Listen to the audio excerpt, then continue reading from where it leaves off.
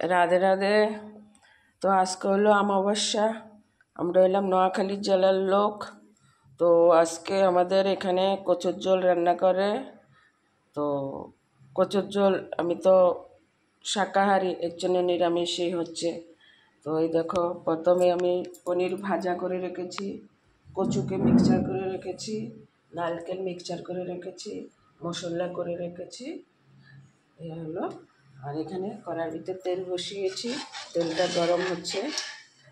এখন আমি কচুগুলো দেব।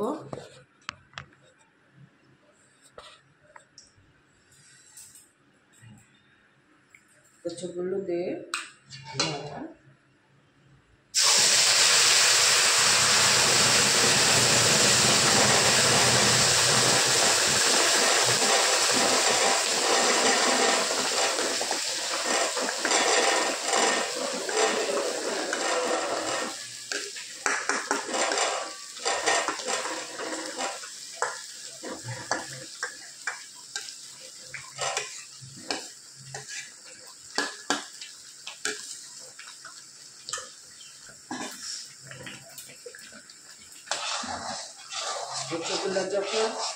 কচুগুলো আমি সিদ্ধ করে তারপরে মিক্সার করেছি, কারণ আমার তো ক্যামেরাম্যান নেই, তো আমার সব কিছু রেডি করে করতে হয়।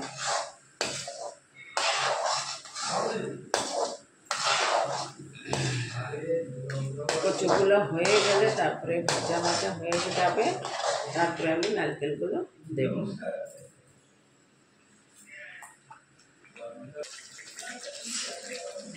এখন আমার কচুগুলো ভাজা হয়ে গেছে, এখন আমি নারকেলগুলো দেব। তো আমার শ্বশুরবাড়ি হলো নোয়াখালী জেলা, আমরা হলাম আমাদের কুমিল্লা জেলার। নারকেলটা দিয়ে দিচ্ছি। হ্যাঁ,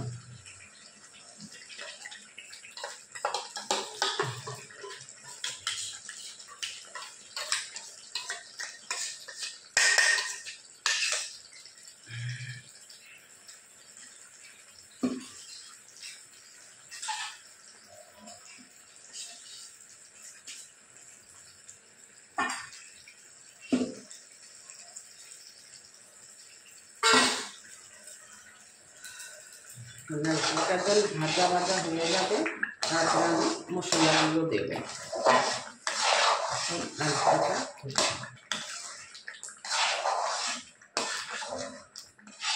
মিক্স করে সুন্দর করে। বাহ,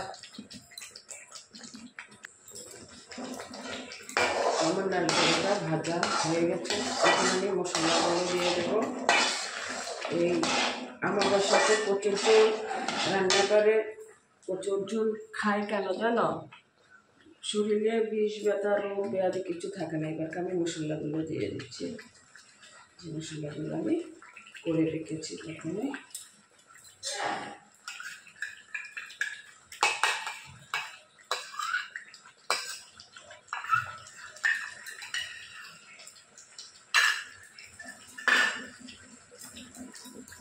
এর পাশে আমার গরম জল হয়ে যাচ্ছে, গরম জল দেব। ঠান্ডা জল দেওয়া যাবে না, জলটা গরম করে ফুটিয়ে ভালো লাগে, তারপরে দিতে হবে।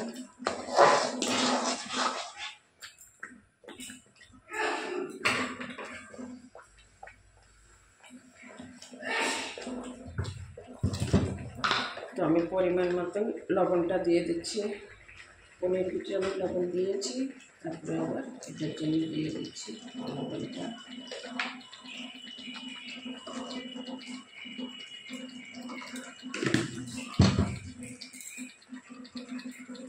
হলুদটা দিয়ে দিলাম, মাপ মতন হলুদটা দিয়ে দেবে।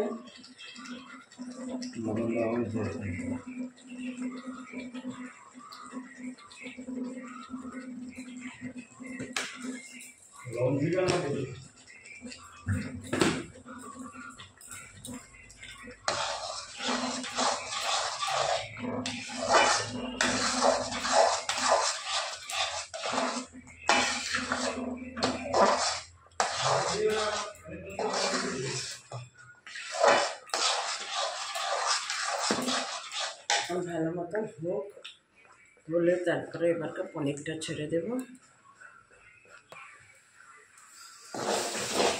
আমার এটা ভাজাগুলো হয়ে এখন আমি জল দেব।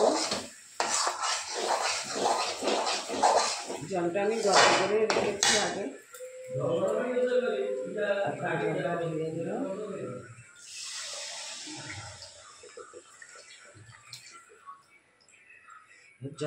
এটা উতরাবে, তারপরে আমি পনিরগুলো ছাড়বো, পরে ছাড়বো।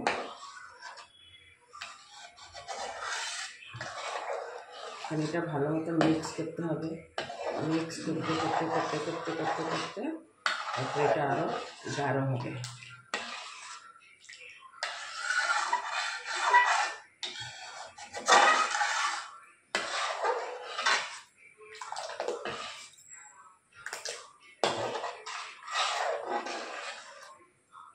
ভাদ্র মাসের প্রচুর ঝোল, তো আমি একটু চিনি দিয়ে দেবো এর ভিতরে।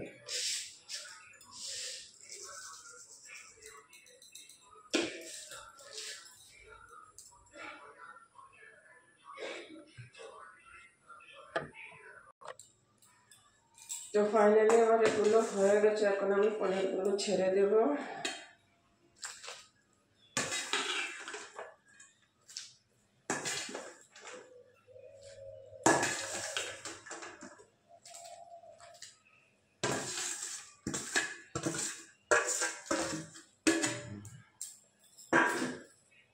পনিরগুলো ছেড়ে দিয়েছি, একটু হবে আর একটু, তারপরে আমি এখানকার মশলাটা দিয়ে দেব।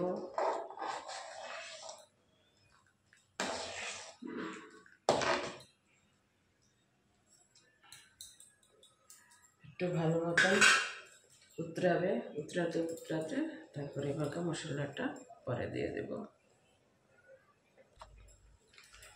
তো আমি এই প্যাকেট মশলাটা দিয়ে দিচ্ছি। হয়ে গেছে আমার কমপ্লিট রান্না।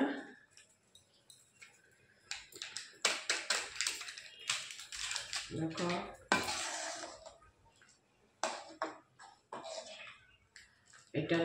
এই রেসিপিটার নাম হলো কচুর ঝোল। রেসিপিটার নাম হলো কচুর ঝোল। দেখো